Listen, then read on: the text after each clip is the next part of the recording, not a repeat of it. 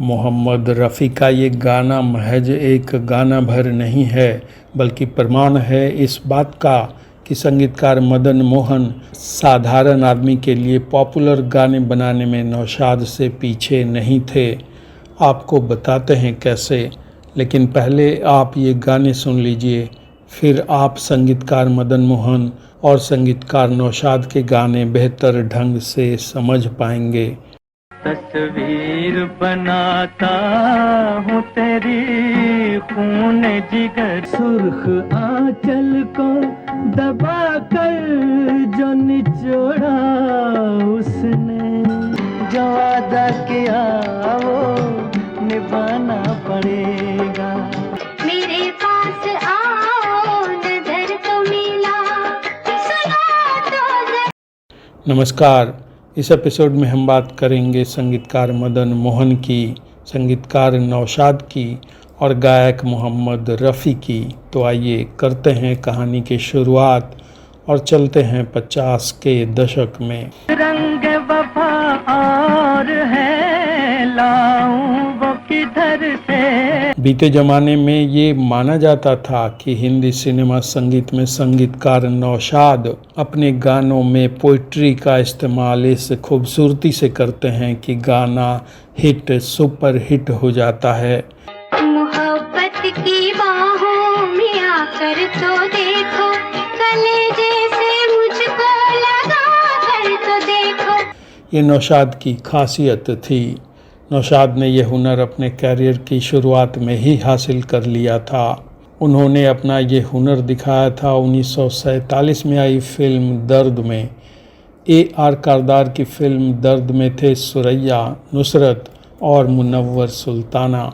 इस फिल्म के 10 गानों में उर्दू पोइट्री का बड़ा खूबसूरत टच था।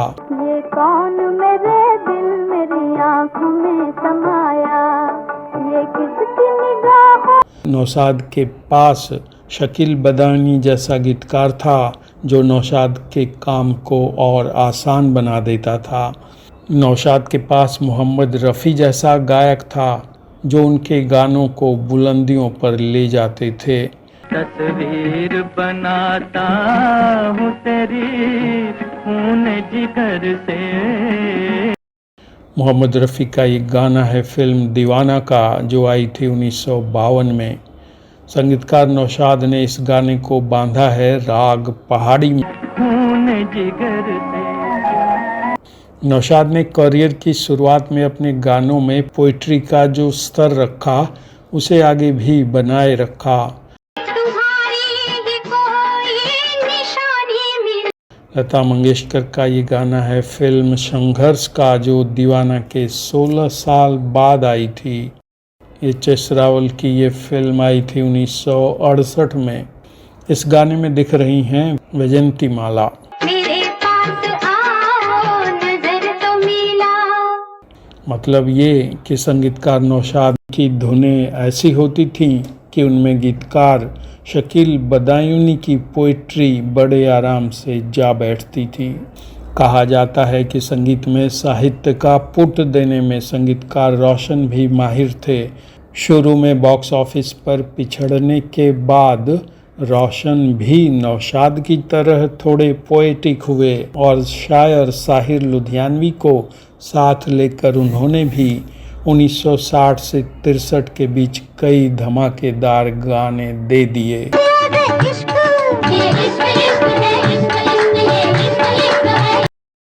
आसमानों से उतर आई थी जो रात, पाँव छू लेने दो फूलों को इनायत होगी। आपको बता दें कि ये वही दौर था जब संगीतकार मदन मोहन हिंदी सिनेमा संगीत में गज़लों का बादशाह कहकर बुलाए जा रहे थे।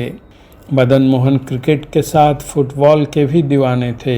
शुरू के उनके गानों में किक होता था, लेकिन करियर के बाद के दिनों में उनके गानों में किक और क्लास दोनों होता था।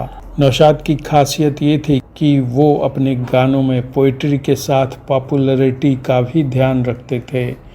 तभी उनके गाने साधारण आदमी की जुबान पर चढ़ जाते थे। संगीतकार मदन मोहन में भी ये हुनर था और उन्होंने भी नौशाद की तरह बहुत पहले ही ये हुनर दुनिया को दिखा दिया था। बस्ती पर्वत पर्वत गाता जाए बंजारा लेकर दिल का एक।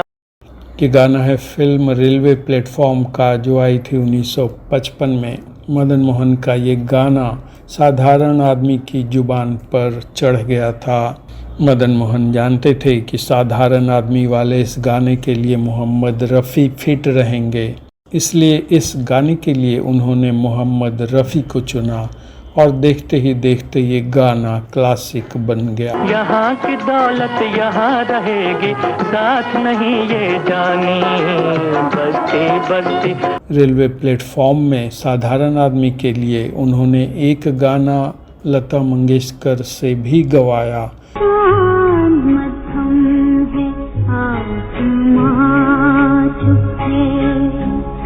लता मंगेशकर का ये गाना भी क्लासिक बन गया। अगर ये कहानी आपको अच्छी लगी हो तो इसे लाइक करें, शेयर करें और चैनल को सब्सक्राइब करें। अब हमें आज्ञा दीजिए। नमस्कार।